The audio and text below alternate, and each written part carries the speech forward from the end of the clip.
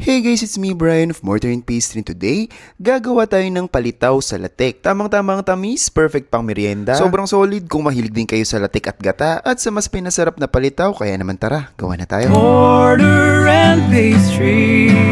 Sa mainit na kawali, magsangag tayo ng 2 tablespoons ng sesame seeds. Medyo tustahin lang natin for that distinct palitaw flavor, then set aside. Next, gawa naman tayo ng latik. Magpakulo lang tayo ng 2 cups ng purong gata ng nyog. Halu-haluin hanggang maglatik, salain at iset aside muna din natin yan. Para sa palitaw mixture naman, in a bowl, combine 1.5 cups ng glutinous rice flour and 3/4 cup ng water. Alalay lang sa paglagay ng tubig, pwedeng mas konti o mas marami yung magamit natin. Haluin ng mabuti until mag-form ng dough with a clay-like consistency na parang ganito. Masahin lang natin ng konti, then pwede na tayong maghulma. Scoop lang tayo ng konti, roll into a ball, and i-flatten. Depende na sa inyo kung gaano kalaki at kakapal yung gusto ninyo. Sa ganitong size, nakagawa tayo ng 18 pieces. Sa isang kawali, combine 2 cups ng purong gata, 1 cup ng pangalawang piga, 1/3 cup ng light brown sugar, 1/4 teaspoon ng rock salt, pambalanse ng tamis, at dahon ng pandan, pampabango. Pakuluin lang natin yan, and once boiling, pwede na nating ilagay isa-isa yung ginawa nating palitaw. Lutuin lang natin ng mga 2 to 3 minutes, goods na yan. Haluin ng konti para hindi magdikit-dikit. Then, pwede na nating iahon yung pandan leaves. Add 1 cup ng fresh langka, lutuin hanggang lumambot at ma-infuse ang flavor. Then, pwede na nating ilagay yung roasted sesame seeds at latik na ginawa natin kanina. Haluin at pakuluin lang natin ng konti. Then, lastly, add tayo ng half cup ng sago. Haluin and that's it. Enjoy your homemade palitaw sa latik.